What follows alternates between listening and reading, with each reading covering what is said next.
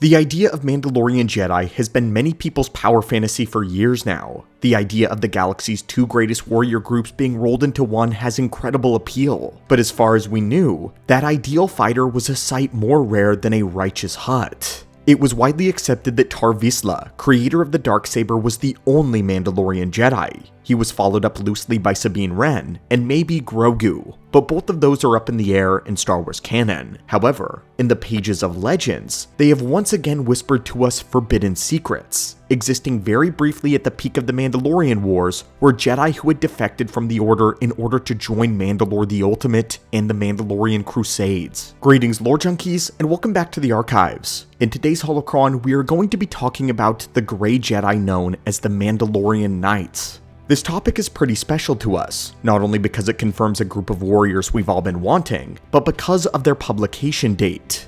The Mandalorian Knights only exist in the 5-issue run of Knights of the Old Republic War. These comics came out as late as 2012, right during the Disney takeover of Lucasfilm. This comic series was one of the last pieces of Legends material ever published before Disney pulled the plug on the expanded universe. That makes the Mandalorian Knights one of the final products of Legends continuity. And so if you're interested in learning more about Star Wars and information like this, reach out and crush the subscribe button. We have looked into the future, and it is your destiny. But now, my friend, let us begin. The Mandalorian Knights begin with one man, a Jedi Master by the name of Dorjander Kace. In his days as a young Jedi Knight, Kace fought during the Great Sith War against Exar Kun and his own Mandalorian allies. In those days, the Crusaders were led by Mandalore the Indomitable. They had sworn fealty to the Sith after the Dark Lord Ulic Qel-Droma defeated the Indomitable in a duel. During the war, Kace was taken prisoner by the Crusaders and held captive among them. In his imprisonment, Kace would meet and ultimately fall in love with a Mandalorian woman by the name of Varda. She taught him the ways of their culture, leading Kace to willingly accept the Mandalorian lifestyle openly. The two secretly married, and Varda became pregnant with child. However, the Republic attacked the site of the encampment with a bombing run, led by a member of the Jedi Order. The Jedi managed to rescue Kace, but he was grief-stricken. Varda and their unborn child had died during the bombing run. Having understood the ways of Mandalorian honor, Kace believed that Varda should have died in a fair fight against the Republic itself, not one of their Jedi servants. And when the war ended in 3996 BBY, Kace continued to serve the Jedi faithfully, even attaining a position on the High Council. But the Jedi never forgot his love, and he never let go of his grief. Deep down, he believed he was no longer truly a Jedi, but was a Mandalorian. 20 years would pass, and the Mandalorians returned under the banner of the Neo-Crusaders. Led by Mandalore the Ultimate, they had reformed their culture to allow beings of all races to join their creed. This time, the Mandalorians were no longer pillaging worlds, but conquering them, building a vast empire. They began attacking worlds in the Outer Rim that was technically a part of the Republic, but too far out of the way for them to truly care about. Unbeknownst to anyone at the time, they were committing atrocities such as the Massacre of Cathar, where they executed 90% of the planet's population. The Republic decided to suppress this news and refused to get involved for nearly a decade. They had been so severely weakened by the Sith War that they were afraid of getting involved in another large-scale conflict. But their neutrality would end when the Mandalorians began threatening the world of Terrace, which would position them for an assault on the core worlds. Once the Republic finally got involved, a charismatic young Jedi, the one who would become Revan, began going around and gathering a following. He advocated for revanchism, for the Jedi to get involved and to retake the Lost Worlds. The High Council, wary of the dark side, denounced this message. Among the harshest of Revan's critics was Kace, who was most vocal against the Jedi fighting the Mandalorians. He took it from a position of wanting to maintain peace, but inwardly, he had ulterior motives and loyalties. His heart was compassionate towards the Mandalorian plight, and he believed that, with the right guidance, the Mandalorians could be reformed. But then came the year 3962 BBY. The Mandalorian Wars had been raging for 14 years, and the Jedi maintained neutrality during all of it. But finally, Revan had found evidence of their genocide against the Cathar race. This forced the Council to admit that the Jedi had to get involved, at least in some capacity. so they begrudgingly approved for Revan and his followers to officially join the war. In order to appease the Council, they reactivated an old Sith Wars era protocol known as the Jedi Mercy Corps. This was a program that deputized Jedi, allowing them to enter the Republic military but only as healers and as advisors. However, Revan and his followers used this simply as a cover, while they fought on the front lines of the war, lightsabers held in hand.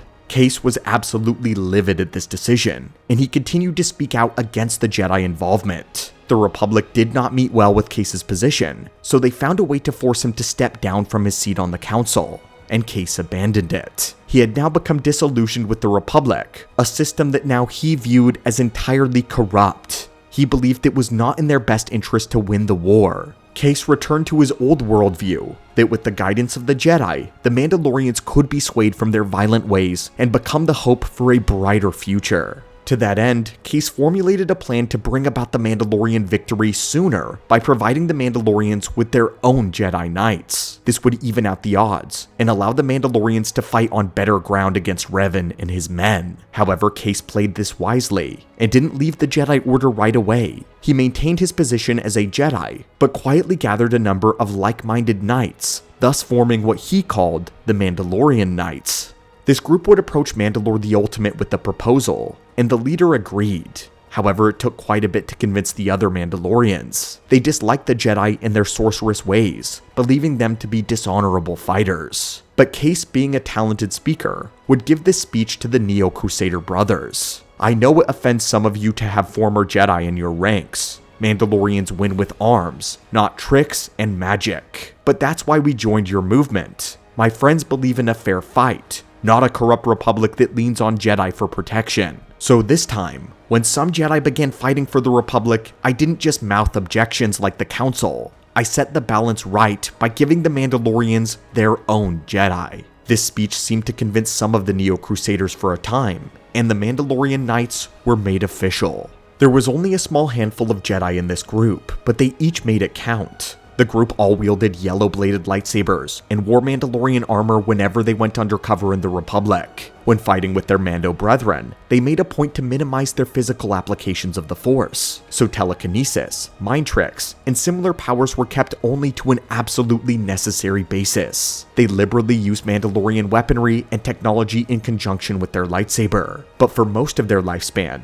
they worked undercover within the Republic in order to undermine the Jedi's war effort. Kace developed a plan to give the Mandalorians their own Jedi, kidnapping younglings from the Jedi Enclave on Dantooine.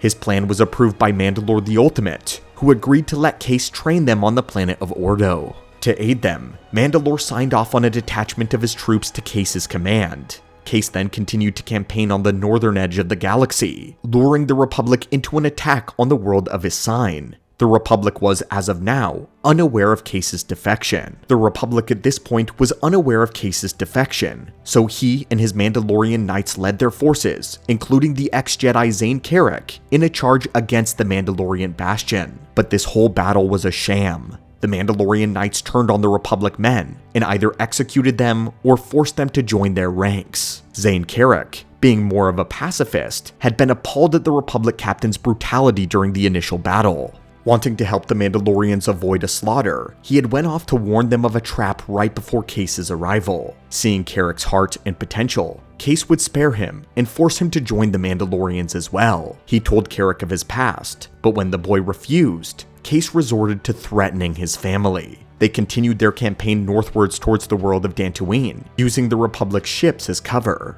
The planet Halthor was one of the first targets in their way, and the Mandalorian Knights led an assault on the signal station there that could have warned either the Jedi or the Republic. Afterwards, Kace and his men took the reciprocity to Dantooine. Zayne Carrick managed to convince the other Republic soldiers to keep him against Kace, and so they took over the Mandalorian ship, known as the Pijai, and pursued Kace to the Jedi Enclave. On Dantooine, the Mandalorian Knights quickly took control of the Enclave and secured the students. Once there, Kace's troops rounded up the Enclave staff and trainees, but he instructed his men not to use blaster fire and not to harm the children. After locking the Jedi teachers in a convocation room, he began to tell the younglings that they were going to be joining the Mandalorians. But Zayne would arrive and quickly destroy the ship that Kace was going to use to extract the younglings. Meanwhile, the Republic troops aided in evacuating the younglings. However, Kace attempted to stop their leave by flying up to the ship with his jetpack, which was intercepted by Zane Carrick. The two dueled atop the Enclave's rooftops, and Kace was ultimately victorious against Zane. But Kace was once again interrupted by a Mandalorian woman by the name of Sornell. She told Kace that adopting orphan children to the Mandalorian way was one thing, but kidnapping them was unacceptable. The Mandalorians had been against the plan all along, but they were forced to follow Kace since Mandalore the Ultimate had ordered them to do so. However, Ultimate had broken the deal now since they had lost an important ship that Carrick had destroyed, deeming the vessel too precious to have lost. The remaining Mandalorians who had come with Kace were now departing Dantooine. The project and experiment of the Mandalorian Knights was over. Kace was filled with rage that his plan was falling apart, and he was beginning to go mad, to feel the dark side. He threatened to kill both Zane and the Mandalorian woman Sornell if they got in the way of the younglings. But that was when Sornell revealed that she was pregnant. Zane asked Kace if he was really prepared to commit the same atrocity that made him despise the Jedi Order. Now coming back to his senses, Kace admitted defeat and surrendered. In the aftermath, the Mandalorian Knights were disbanded and taken into Jedi custody. Kace was put on trial for high treason, but that only served to give him an audience for his grand speech. Even now, Kace refused to give up on his dream of turning the Jedi to the Mandalorian side. He would proceed to proclaim the righteousness of his cause for 9 hours before he eventually was finally given a sentence. And this, my friend, is the story of the Mandalorian Knights in their brief run as the only official order of Mandalorian-Jedi. What I definitely want to point out is that, despite Kace's radical actions, there was never a hint that he was fully willing to embrace the dark side. Even if he did feel it, neither he nor his knights had an issue with the philosophy of the Jedi. Rather, they had a political opposition to the Jedi's alliance with the Republic. The Mandalorian Knights fully intended to remain in the light. This is what makes them so fascinating, and Kace's original mission was to turn the Mandos from their violent warlike ways to become more peaceful. He didn't want to destroy the Republic, and he didn't want to destroy the Jedi. He simply wanted them both to fight fair. So in our opinion, this would make the Mandalorian Knights a very interesting classification of a Grey Jedi, which I know is a charged term, but I think it applies here for Legends. The issues they had were not Force related, but based on the creed that they served. But unfortunately, Kace got his views wrong, even in the eyes of the Mandalorians. That was a perversion of what the Mandalorians stood for, which was giving orphans a home and a righteous cause to serve. In a way, Kace took his Jedi ideas of taking and training children to the extreme, even to the point of disgusting the Mandalorians that he admired. It's an interesting thing to watch the only Mandalorian Jedi become so extremist that he was abandoned by both orders rather than being the best of both worlds. It makes us question if it's even possible to follow the Mandalorian warrior ways as a Jedi. It's really no wonder why the Mandalorians historically seem to ally more with the Sith, which I guess Kace was secretly doing here as well, as the Sith are behind the scenes of the Mandalorian Wars. Nevertheless, the heart of Kace does have its merits, and he wasn't some dark side twisted madman that couldn't face the truth when it was shoved in his face. That, at least for us, gives some grace and hope to the concept of the Mandalorian Knights. But what do you think? Were you hoping for a little more out of the concept of Jedi Mandalorians? And if you had it your way, would you want the Mandalorian Knights to continue under different leadership? Also, how do you feel about one of these final pieces of Legends continuity? I feel like that if the plug wasn't pulled out from Legends, we may have seen this group come back and developed into deeper stories. But let us know what you think in the comments down below. Until next time, thank you so much for watching and joining us in our creed today and for supporting the archives. May the Force be with you and have a great one.